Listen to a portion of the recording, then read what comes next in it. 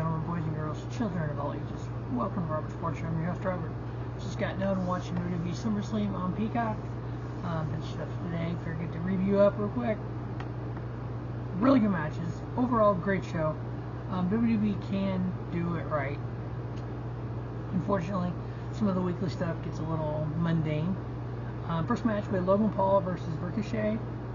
Holy snap. The fact that Logan Paul can come in and be a performer like he is in all of his matches is incredible. Ricochet, we all know how good a high flyer he is, but the fact that Logan Paul can do those kind of moves and more is unbelievable. This match was just one of those opening matches that you want. You got the stuff off the top rope. You actually had some groundwork as well. But you had Logan Paul out there just showing why he is who he is and how athletic he is. How you can take somebody with athletic ability, turn him into a professional wrestler. Logan Paul getting the victory over Ricochet. Yeah, he did get the win in a little shady details there.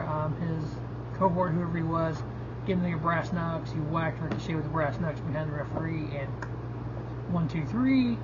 I still give it 4-star because the match was that good. So I see some stuff online.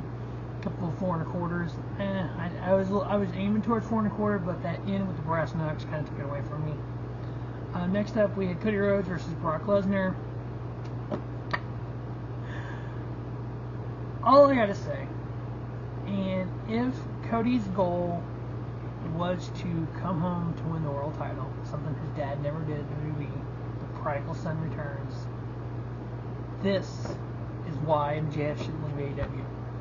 To me, just again my opinion here, by Cody Rhodes giving the middle finger to AEW basically and saying, you know what, I'm going back home, I'm a big deal. Vince came to my house. I haven't watched the documentary yet, so maybe some more in there, I don't know.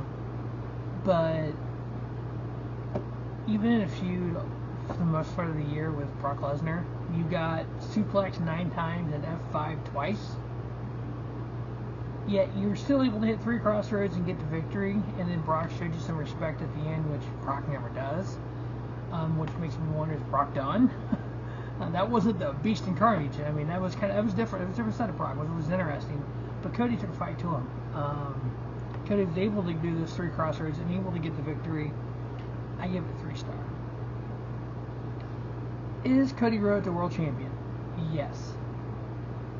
Is WWE booking Cody Rhodes as a world champion? No. You had the perfect thing last year. You had him come, the prodigal son return at WrestleMania. You had him get hurt. You had him fight his way back. You had him win the Royal Rumble. You had him go into Mania. Yep. That's it. I mean, now he's feuding with Brock Lesnar. But whatever. But could he get the victory? So it'll be fun to see where he goes now. Is he going to feud with Seth Rollins? Is he going to go feud with Roman? Who knows? But we'll see what happens here. But yeah, 3-star match. Cody Rhodes getting the victory over Brock Lesnar and winning their trilogy of matches 2-1. Will there be a 4th, or is he moving on? Next up, we have the Slim Jim SummerSlam Battle Royal. For what? What was the point? Just to get 25 more people on the card. That was the only point. The fact that it took 10 people. Yeah, Amish returned. Ooh, yeah. I could have done it without that. That big old turd. But yeah, he's about as bad as John Gonzalez was, and he only lasted for what, a match with Taker, and that's about it. Took 10 people to eliminate the Amish. Got down to the final 4, which was LA Knight. Yeah, you can't say it without doing it. Sorry. The phenomenal AJ Styles, Bronson Reed, and Sheamus. And then first of those were eliminated with Bronson Reed, and then AJ came down to Sheamus and LA Knight. Yeah! And then LA Knight getting the victory there. Obviously, big pop by the crowd. It'll be fun to see where they go with LA Knight. I'm thinking like the U.S. title-ish. Speaking of that, who the hell even has the U.S. title right now? Can't even think. And who? Oh yeah, Austin Theory. He's gonna defend it next Friday against Santos Escobar, which Escobar ended up eliminating Theory on the Battle Royal here. So we'll see what happens to LA Knight, if it does anything for him, or it's just kind of like Baron Corbin winning the Battle Royal for the Andre the Giant Battle Royal and goes nowhere. Next up, we had the MMA rule match, which was kind of weird.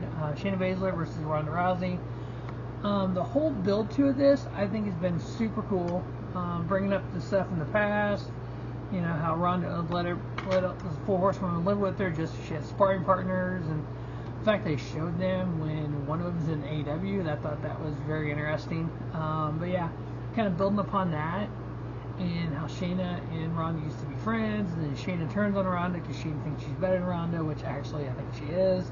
Shayna was a two-time NXT Women's Champion, who was uber talented in the ring. But having this MMA, I mean, that's kind of So Shayna getting the victory here by submission. Ronda didn't tap. Ronda passed out. Shayna, I give it 2.5. Where do you go from here with this? Do you lose your leaves kind of match? Do you do something like that with Ronda? I don't know where you actually go with this.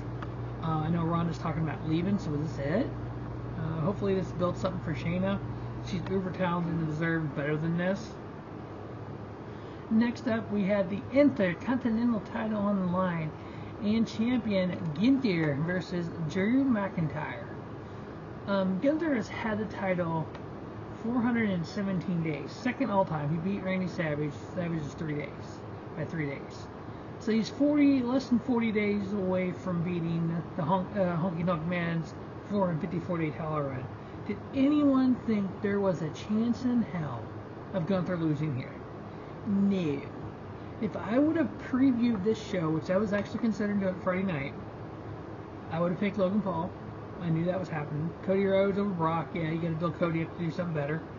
More than likely, LA Knight in a stupid battle royal because there's no point. He's hot as hell. Shane over Ronda because Ronda's leaving. Gunther over Drew McIntyre. Yeah. I mean, hell's a good match. I give it 4 stars. One of the best matches of the night. There's 3 4-star matches on this card. But yeah, but Gunther getting victory over Drew McIntyre.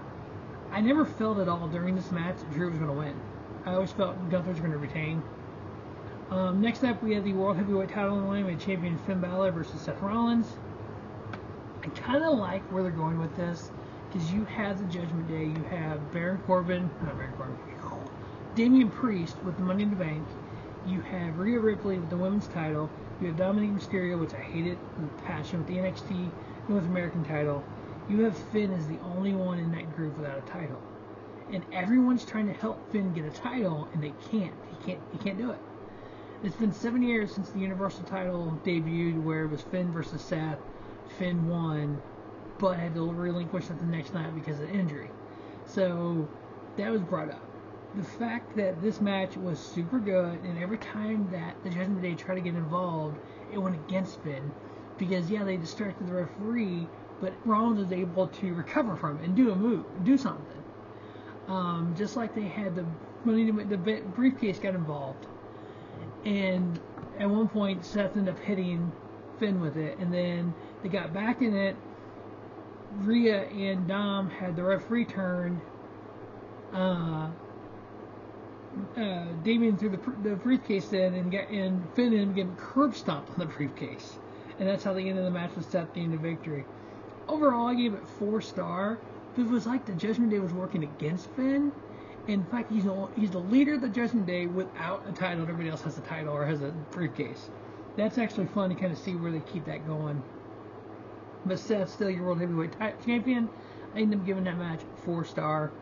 Next up, we had the triple threat for the official title name is WWE Women's title. I guess that's the one that Rhea has is the WWE Women's World title. So WWE Women's title here, we had champion Asuka versus Charlotte Flair versus Bianca Belair.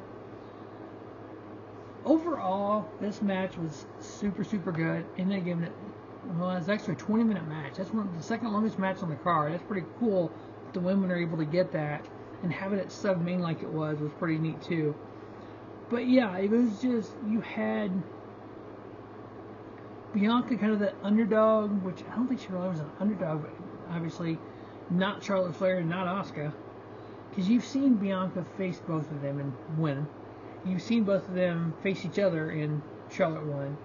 But the fact that Charlotte had the figure 8 on Bianca, this end was nuts as half. The figure 8 on Bianca, and then you had Asuka spew the mist in Charlotte's face. Charlotte fell out of the figure 8, but still in the figure 4. Asuka went to kick Bianca. Bianca ducked, rolled up Asuka while still in the figure 4 from Charlotte, and got the victory. So it was like, yeah, it was the most craziest finish I've ever seen. But Bianca Belair, your new WWE Women's Champion, they've given that match 3.5. And then you could see Bianca, she had hit her knee a couple times earlier. She had hit it on the outside, and then she had done off the top rope and hit a frog splash and hit it hard on the ring. You could tell she was pretty limping pretty bad. And then the music of the Damage Control hits, and you kind of knew where it was going from here. It was going downhill from here. You had Io Sky and Bayley come out. Bayley takes the briefcase, knocks out Charlotte, knocks out Asuka. They get in the ring. They hit Bianca with it in the knee. Io Sky hands the briefcase to the referee. Cash in, jumps on the top rope, waits for the bell to ring, and then does the greatest moonsault ever. And 1, 2, 3, your new WWE Women's Champion and Money in the Bank cash in, Io Sky.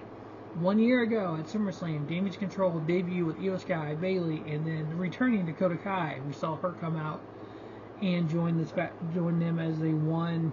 Now, will there be tension between Bayley and Io Sky? There is rumor Kairi Sane was coming back. Kairi Sane and Io Sky, oh my god, that could be fun. So we could see Kairi Sane at Royal Rumble, I would guess. But yeah, so I think we're going to have a rematch probably at Payback. What's the next pay-per-view, I believe? I believe that's what the next show is. So the next show is Payback, September 2nd. And then we have 2 shows in September. And then September 30th, we have No Mercy. It's the NXT show, my bad. So we have Payback September 2nd, and then Fastlane October 7th. We go back to Saudi probably for Crown Jewel, and then Survivor Series. And I think that might be it for the year. But yeah, so we may have a rematch next with Bianca getting a rematch for that. You give that 3.5 there. The match itself was 3.5. To cash in was 0. Alright, then we have the main event. WWE World Title, Universal Title, Tribal Combat Rules, Jey Uso versus Roman Reigns. Turns into basically a 2-on-1 handicap match, what it turned into. You had them going all over the place. You had chairs getting involved, which this is WWE's version of hardcore. Oh my god, they got a lot to learn. But chairs, a couple tables. They went fun on the outside, out to the crowd. Soa comes out and gets involved. You had Soa put Jey through the announce table. You ended up having Soa and Roman had a little bickering. Solo demanded respect from Roman, distracted Roman. Jey spears him through the barrier. You had Jey throw a ton of chairs in the ring, piling them up. You had Roman and Jey on the top rope. Roman ended up powerbombing Jey onto the chairs. And then after that's when Solo put Jey through the announce table. Jey comes back in the ring, ends up spearing Roman. Was covering him 1-2. Somebody wearing a black hoodie with a handkerchief over his face pulls Roman out of the ring. Who is that? Takes his hoodie off, and it is the one and only Jimmy Uso turning on his brother Jey. And you had, after he turned on him and attacked him, threw him back in the ring. Roman sees Jimmy walk off and was like, what's going on here? What just happened? And then Roman ended up spearing Jey through a table that was laid up in the corner of the ring. Gets the 1, 2, 3. 3.25 star match. Roman Reigns still your tribal chief. We all know how this is going to end. Eventually, this is going to end with Roman losing the title. Now, the fact that Roman has such a reign of this championship, and that's the thing now, he's got 2 titles, and the lineages are still there. Apparently, once Roman does lose it, the Universal title goes away, and they'll recognize it as just the WWE title lineage, but it's still the big lineage. The dates he's got is under the Universal title. So it's confusing, almost really confusing as hell. So the 1071 is for the Universal title, but to get the other information as how long people have held it beforehand, you have to go to the WWE title, which technically he's held the WWE title. I just had it. 490 days.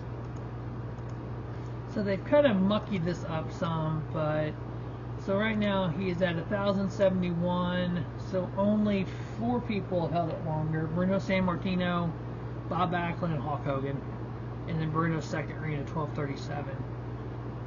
I would assume they're trying to get it right around one of those. But let's take a look at the dates on that. Hang on one moment.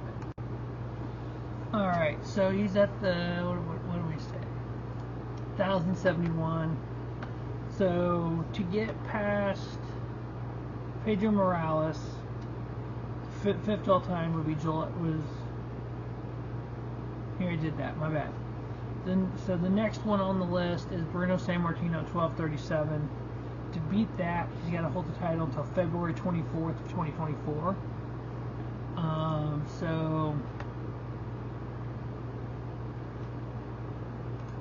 pull a calendar up here.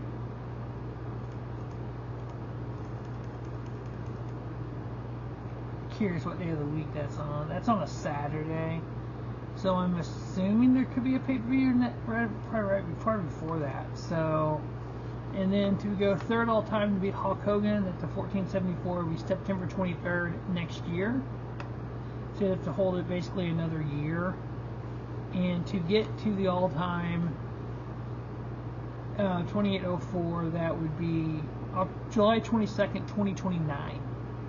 So my guess would be right now they're looking at beating Hogan for third all time at 1474, which is September 23rd next year.